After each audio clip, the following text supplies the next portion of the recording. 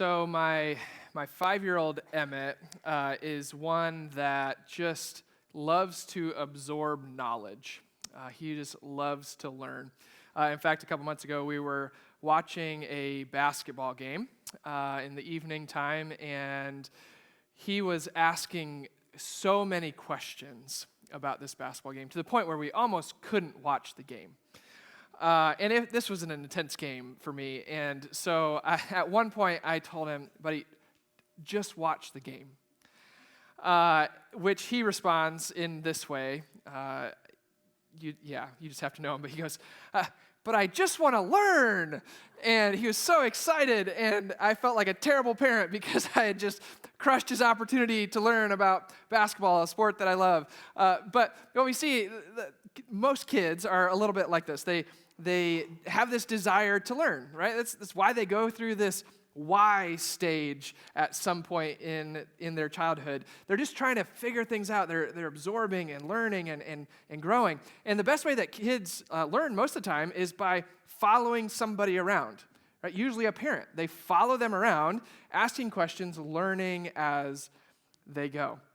In fact, a few years ago, I heard this model of teaching kids that goes like this. First, they watch you, and then next, they help you, but you take the lead. And then once they're ready, they take the lead, but you help them. And then last, they do it all by themselves, right? We see this kind of progression of them observing and learning and growing to the point where they are able to do it themselves, where they're equipped to do it. Now, what's interesting is that this actually isn't just a good model for teaching kids. This is actually a good model for teaching adults as well. And I think what we're going to see is that Jesus uses a similar model as he teaches and trains and equips his disciples. And so the title for the message today is Learning in His Presence. Learning in His Presence. And in our passage today, I think what we're going to see is we're going to be challenged with our approach to Jesus, in how we learn from him and how we're influenced by him. And so as we jump into this today, we're reminded that we are in the middle of our series called Good News, where we're following the life of Jesus and the good news that he brings through the gospel account of Mark. So we've been working our way through the book of Mark, and we're a couple chapters in. Last week, over the last couple weeks, we were focused on this idea of Sabbath. And as there were these two altercations between Jesus and the Pharisees, or the teachers of the law, on the Sabbath day. The first was when Jesus and his disciples were walking through a field, and they were picking heads of grain on the Sabbath, and this caused an altercation between Jesus and the disciples. And then the Pharisees. And then second, Jesus healed a man with a withered hand on the Sabbath, and this caused an altercation between Jesus and the Pharisees. And so what we saw within all of this is that Jesus was trying to correct the Pharisees' misunderstanding and application of the Sabbath day. Right? That the Sabbath was actually meant to benefit and bless the people, not to be a burden. And so he was trying to get them to move away from their legalistic approach to the Scriptures. But what this also brought up is the idea that in Jesus' fulfillment of the law, Jesus is now the one that we find true rest in. Jesus is the one that takes our withered hearts and restores them. And so this is where we were the last 2 weeks. And that brings us to our passage today. We're going to be looking at the next section in the book of Mark chapter 3, verses 7 through 21. So if you have your Bibles with you, I'd encourage you to start turning to Mark chapter 3 to follow along as we read. If you don't have a Bible with you, the words are going to be on the screen behind me, or they're on the back page of that white bulletin that was available there at the entrances as you came in. Also on that back page of the bulletin, there's some main points that we're going to use along the way. Feel free to engage with those if you find those to be helpful as we work through our passage. Now, our passage today is a little bit longer, so we're going to split it up into a couple sections to read and talk about here. So let's look at the first one, Mark chapter 3, verses 7 through 12. Jesus withdrew with his disciples to the sea, and a great crowd followed from Galilee and Judea and Jerusalem and Idumea and from beyond the Jordan, and from Tyre and Sidon. When the great crowd heard all that he was doing, they came to him. And he told his disciples to have a boat ready for him because of the crowd, lest they crush him. For he had healed many, so that all who had diseases pressed around him to touch him. And whenever the unclean spirits saw him, they fell down before him and cried out, "You are the Son of God." And he strictly ordered them not to make him known. So, from the last verse of last week, we saw that the Pharisees were plotting to kill Jesus. They were plotting with the Herodians, a political group, to kill Jesus. And so it's possible that the reason that Jesus withdraws to the sea is to put a little bit of distance between him and the Pharisees. Right? He knew his time had not come yet, and so he puts some distance between him and the Pharisees. And then we see in verse 7 today that there's a crowd that's following him. Right? They move to follow him wherever he is going. And probably what we see is that Jesus has had a crowd following him most of the time since sometime in chapter 1 of Mark, when he first started teaching and healing and casting out demons. There was a crowd that followed him. This isn't the first crowd that we've seen. But what we see in verse 7 today is that Mark is telling us, or wanting us to know, that there's something a little bit different about this crowd. That this crowd is made up of hordes of people from all over the place. And he names some of the places that these people come from. Right? Obviously, there's people from Galilee and Judea. This is the area that Jesus was in. But then there's places that are long distances from the Galilee area where Jesus is currently. Right? In fact, Idumea is 120 miles, roughly, from Galilee, from the Sea of Galilee. So you've got 120 miles traveling by foot to come and see Jesus. Right? This is a long ways away. So there's people from everywhere coming to see Jesus. But what's interesting is this actually anticipates for us a little bit the church's mission to reach the world for Jesus. In fact, Acts 1:8 ends with saying, to the ends of the earth. Right? We're to be witnesses to the ends of the earth. So we see a little bit of the purpose of what the church will have as they continue Jesus' mission. But with this big crowd, things actually start to get a little bit dicey for Jesus. We see in verses 9 and 10 that Jesus is actually in danger of being crushed, and so he tells his disciples to get a boat ready so that they can have some relief from these crowds, right? So in verse 8, there's danger of the crowd actually coming and pushing in on Jesus. The Greek word here more literally means falling on top of him. Right? So imagine this scene with me. There's this massive crowd of people who are sick or ill or diseased in some way, and they are pushing and pressing in, simply trying to get close enough to Jesus to touch him. The picture that comes to my mind for this, whether right or wrong, it's what comes to my mind, is on Black Friday, when you have people pushing and pressing in just to get through the doors into this whatever store it is to buy that new TV or whatever item they're after, right? But you see people that they're just pushing so desperate to reach something. And that's what we see here. These people, they're so desperate to reach Jesus, to simply touch him, that it actually puts Jesus in danger of being crushed or people falling on top of him because they're just pushing so much to get to Jesus. And so what we recognize in this series of events here is that the people are attracted to Jesus because they believe him to be a miracle worker, right? Which is, he is. He is working miracles, but there's more to Jesus than just this. Right? It's because they've heard of all that Jesus has done, and they hoped that maybe Jesus could relieve some of their physical suffering too. Right? They're diseased, they're sick, they're ill, whatever, and they're hoping that maybe Jesus can help them. But the reality is that this crowd they're pushing towards Jesus in hopes of a physical miracle, and they actually have very little interest in hearing what he is teaching or the news that he is bringing. And so we see that this crowd is mainly concerned about their body, not their soul. Right? It's not a bad thing to be concerned about our bodies because God made us as physical beings. We should care about our physical bodies. But we are not merely physical bodies. Because God made us both body and soul. And so there's more for us to worry about than our physical bodies. In fact, I think that we can make the argument that the spiritual healing of our soul from sin is maybe a higher priority than the physical healing of our bodies. Because our bodies are only here for a short time, but our souls are for eternity. This brings us to our first point. Jesus is where spiritual healing and wholeness is found. Jesus is where spiritual healing and wholeness is found. And again, not that physical health isn't important, but we see is that Jesus he heals lots of people. And I believe that Jesus even still heals people today. But Jesus' purpose in healing or making people better has always been to point people back to the good news that he's bringing. Right? It's always to highlight the good news of the kingdom of God is near. Repent and believe.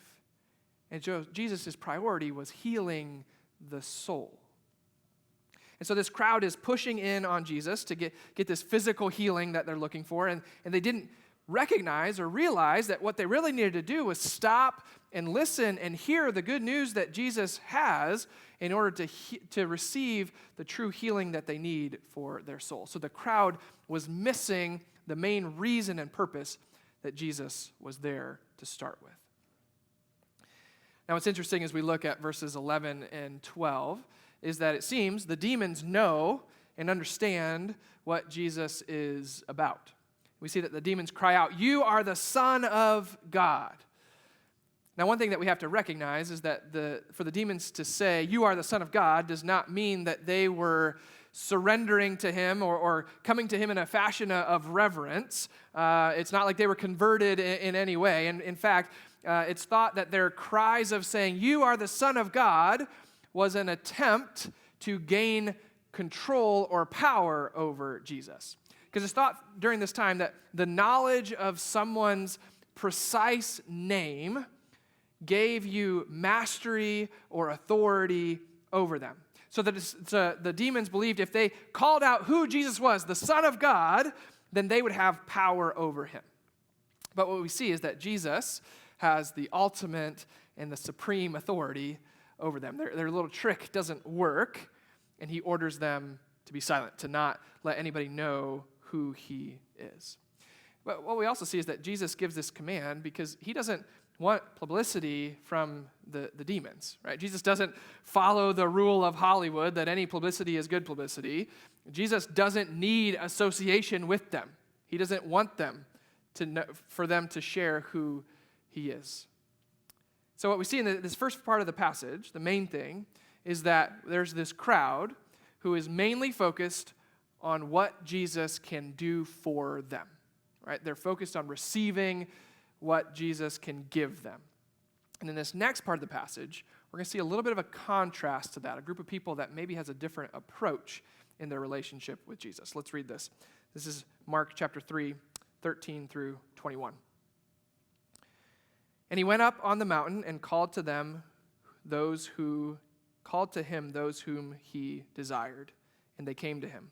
And he appointed 12, whom he also called apostles, so that they might be with him, and he might send them out to preach and have authority to cast out demons.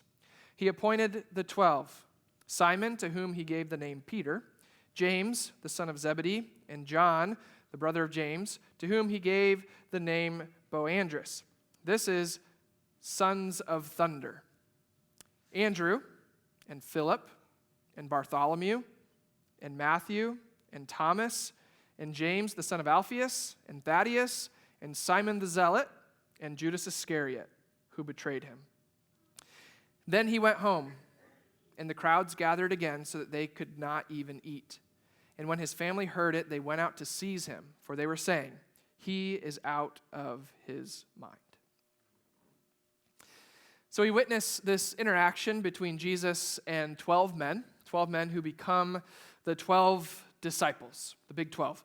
So Jesus receives some respite as he moves away from the crowds for a bit and goes up on this mountain. Now, what's interesting is if we pay attention throughout the course of the scriptures, there's some really important things that happen up on the mountain. Mountains end up being somewhat of this meeting place between God and humanity. We see Moses receives the law and the 10 Commandments up on a mountain. We see that Jesus has this transfiguration in which he encounters Moses and Elijah up on a mountain. We see that Jesus gives the greatest sermon ever given, the Sermon on the Mount, up on a mountain, right? And just to name a few. And now there's this. And so Jesus calls to him those whom he has desired, and they come to him. And so we see that what happens on the mountain starts with Jesus calling them to himself. Calling them to himself. And what we recognize is that this is where all of our discipleship journeys start. Jesus calls us to himself so that we can start to learn in his presence. So when we think of this general idea of discipleship, we recognize that in the time and place of Jesus, disciples would follow around their rabbi or their teacher. They would just go with him where he went. That's the way that they learned, was simply by being with him, watching how he did things, how he lived, how he interacted with people. This was how they absorbed the knowledge. In fact, there was an Old Testament or an old Jewish saying that said, may you be covered in the dust of your rabbi. Right? So this was an encouragement to follow your teacher so closely that you are covered by the dust that he kicked up by his sandals. And this is what verse 14 is getting at, when it says that he appointed the 12 so that they might be with him. So being with Jesus, this was part of the process. Learning the ways of Jesus, starting by spending time in his presence. So here's our next point. Disciples learn in the presence of Jesus. Disciples learn in the presence of Jesus. So like what we talked about at the beginning of the message today, for kids to learn, they start by watching. They start by being present, and then they start to do a little bit of things as they help, and then hopefully they become equipped to do it on their own. It starts with being present. I think in our learning process with Jesus, we need to spend time in the presence of him, willing to go where he leads, even if it doesn't make sense, even if we feel unqualified. When Jesus says go, we go. When he says stop, we stop. And so learning from Jesus requires us to be with him in his presence. Now, we have to be realistic and recognize that this looks different for us than it did for the 12 disciples, right? Because Jesus was tangibly and physically present for them to follow. For us today, the way that we spend time in his presence is through being intentional in prayer, where we create a sense and awareness of his presence, where we study the scriptures and see his actions and the way that he loved, the way that he ministered and interacted with people. And so to be called by Jesus is a call to learn from him in his presence. It's a call to be his disciple, to catch the dust off his sandals as you follow so closely. And so for us, do we answer this call and come to him like the 12 did? Do we spend time in the presence of Jesus in order to be formed and shaped? Do we follow so close to catch the dust off his sandals? Is this how we spend time in the presence of Jesus? And if we don't, what might need to be reoriented in our lives to make that happen? What needs to change to make learning from Jesus the most important thing in our life? Because it is. It needs to be the top thing in our life. The biggest thing that we focus on is learning from Jesus, absorbing what he teaches us, seeing the ways that he interacted with the world so that we might do the same.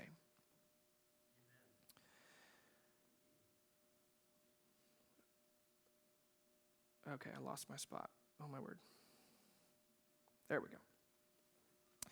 So as we look at the next couple verses here, we see that this journey of discipleship starts with Jesus' calling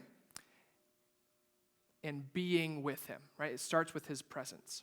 But then if we turn our eyes back to verse 14, it tells us that Jesus appointed them so that they might be with him, but it doesn't stop there, so that he might send them out to preach and have authority to cast out demons. So Jesus calls his disciples to himself so that they might be with him and learn, but also so that he can appoint them and send them out with power and authority. So it doesn't stop with learning. So being with Jesus means that we actually then have an opportunity to share in the work of his ministry.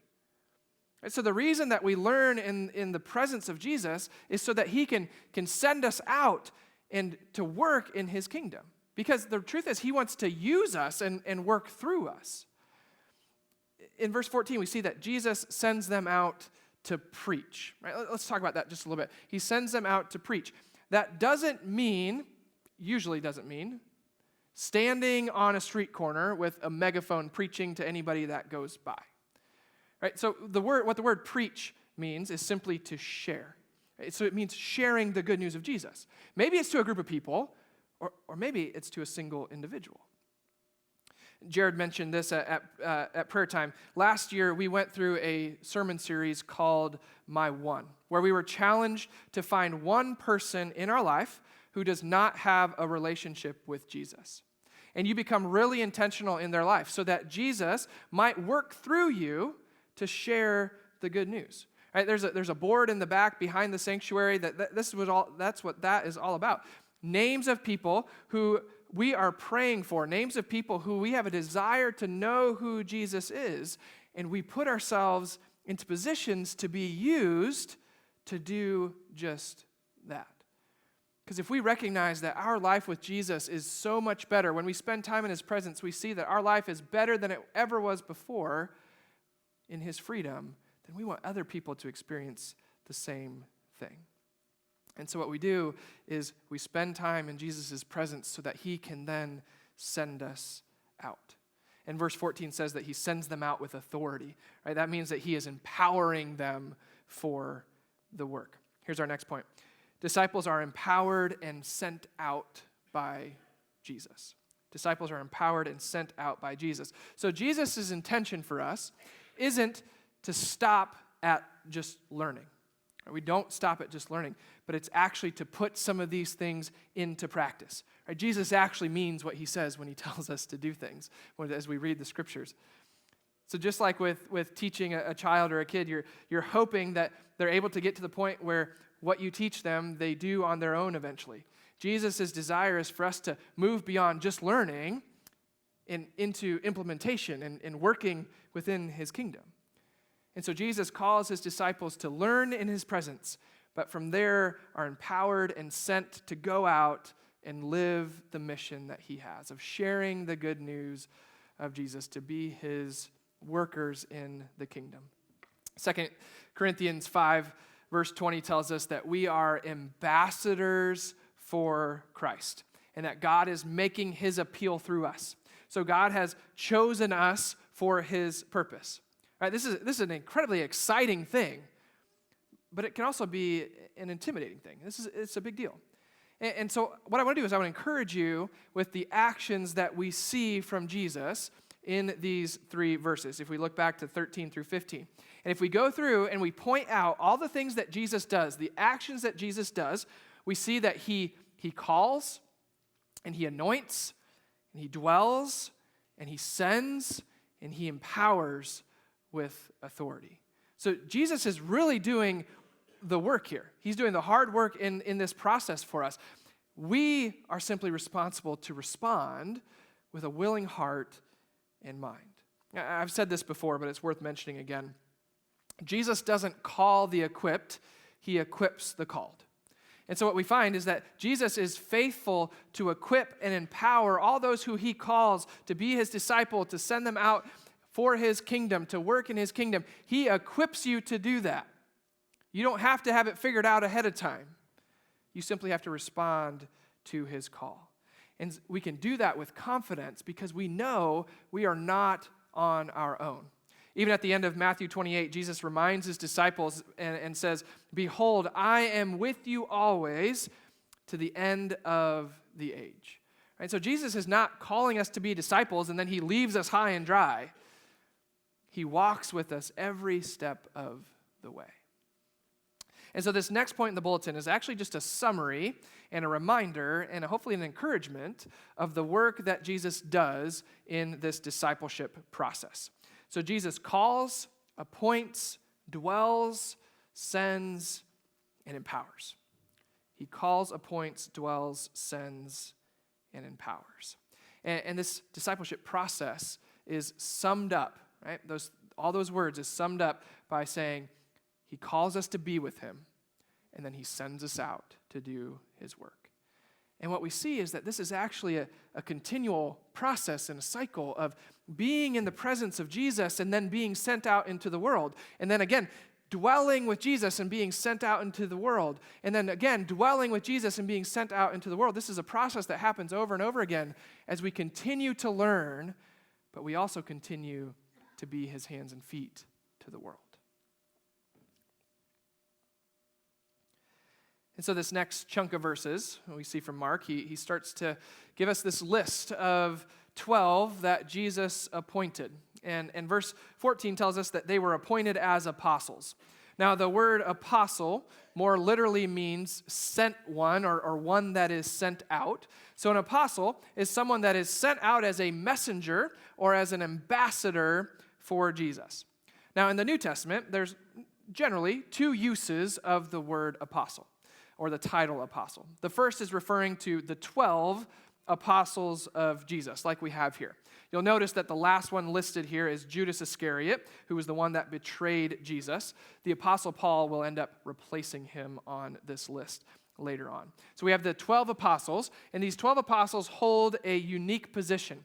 These 12 are named to be the foundation of the church, with Jesus being the cornerstone or the key piece in there. And even in fact, later in Revelation chapter 21, verse 14, we see that there's a city that's being described, and that city has 12 foundations. And on each of these foundations are the names of the 12 apostles of the Lamb.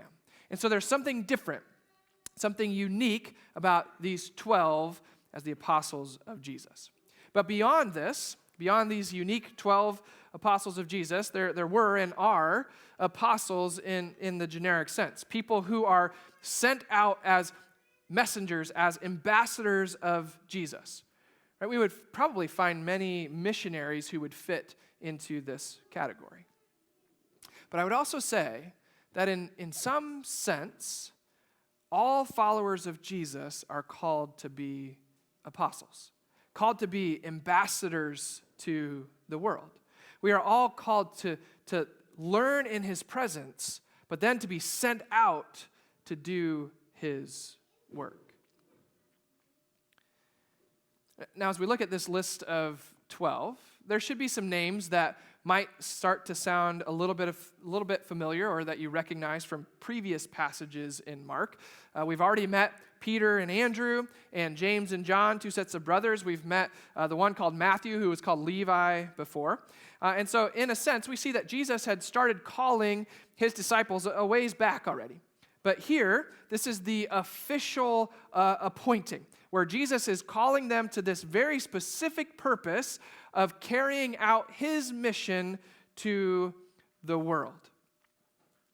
Now, there's some other names on this list that maybe we don't recognize as much, because these are disciples that we just don't know a lot about.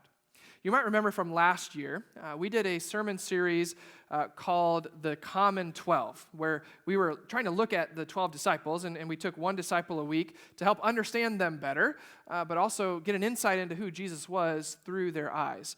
But we didn't look at all the disciples because we didn't have enough information about all of them. But also what we saw in this series, what was amazing in the ones that we looked at, was learning the different kinds of people that Jesus was bringing together in this group. You had some with different degrees of education, some with social and economic differences, some with political differences. I'll give you one example of some of these differences just to give you an idea. So there was Simon the Zealot. You see him on the list there. In general, those who were a zealot had a deep hatred for the empire of Rome. Deep hatred of Rome. This is Simon the Zealot. But then you have Matthew, who was a Roman collaborating tax collector. Can you imagine how awkward dinner was when the two of those had to sit together interacting with the one who hated Rome and the one who worked for Rome? Right, so you see the differences in the types of people that Jesus brings together. And I think as we look at this, there's actually two things that come about, two things that we can learn. Here's our next point as we talk about this. Jesus unites unlikely people. Jesus unites unlikely people. So under what cause would these 12 men ever be together in this way? What would have ever brought them together in the same room other than Jesus? Nothing. But isn't this a little bit like the church, too? Do we have different degrees of education in our church? We do. Do we have different social and economic levels in our church? Do we even have, heaven forbid, different political opinions in the church? We do. But you know what is absolutely beautiful about this? That Jesus unites people who would have never been united before. This is the church. This is what he does. He brings people together. If it wasn't for the church, when would you ever be in relationship with the people that are around you? If it wasn't for the church, you would never be in the same room as some of these people all at once, let alone know their name or be in relationship with them. This is what Jesus does. He unites unlikely people. And in that, as he's uniting these unlikely people, as we look at this list of 12 that are so different, that brings up another point. Jesus uses diverse people to reach the world. Jesus uses diverse people to reach the world. Jesus uses all kinds to reach the world because he's united these unlikely people. He uses different people of different tribe and nation and tongue and age and race and political party and level of education and background, and the list just goes on and on and on. Jesus created this foundation of the 12 disciples who were made up of this diverse group of men, and now Jesus uses the church across the world, uniting unlikely people that are made up of a diverse group of people to reach the world. This is what he does in the church. And so what we see from this list is that Jesus unites these unlikely people so that he can use all kinds of people to go and share his good news to the ends of the earth. This is what Jesus does and shows us a picture of in this list of the apostles. Now, in our last two verses of this passage that you heard me read, we have this interesting interaction between Jesus and his family, where they try to seize him and take him and say that he's out of his mind. We're actually going to hit pause on these verses because in 2 weeks, we're going to see a passage or a section of verses that's actually deeply connected with this. And so hang on to these verses. We'll come back to them in a few weeks. But as we look back over the rest of the passage that we've talked about today, in general, we see two different groups of people. We have the crowds, and we have the disciples. And they have two different approaches in their relationship with Jesus. With the crowds, we see that they are coming to Jesus because of what Jesus can give them. They're looking for what Jesus can give them. The disciples are coming to Jesus to learn from him, and then to eventually be sent out and do things for him. And so perhaps an overarching question that we need to ask ourselves as we wrestle with this passage today is, do I align more with the crowds? Am I just looking for something from Jesus? Or do I align more with the disciples, where I want to learn and grow and be sent out to be used? Do we come to Jesus simply because we want him to give us something? Or are we drawn to Jesus because of what he can do in our lives as we grow, and then we can work in him? Do we come to Jesus because we want to accept his invitation and his call to learn in his presence with a heart that's willing to work in his kingdom? As we go into our last song for the day, I want you to examine yourself. If you've been part of the crowd, maybe it's time to simply sit in the presence of Jesus, learning from him, but also opening yourself up to being sent, to implementing what he is teaching you, to use it to be an instrument in his kingdom. For others, what are ways that you can go deeper, to learn more, to be more committed where he sends you? During our last song, if you would like someone to pray with you, myself and our elders will be at the front and the back of the sanctuary. We'd be happy to pray with you, seeking to help you go deeper into learning in his presence. And so what we see is that Jesus has this great mission that he wants to accomplish on the earth, to make the good news known so that all would know that it's time to repent and believe. And he has called you to join him, to be used by him. Will you come and be with Jesus so that he can send you out to use you in his kingdom? So as you go out this week, would you seek ways to spend time learning in the presence of Jesus?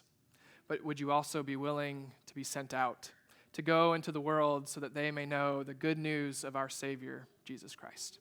You're sent out.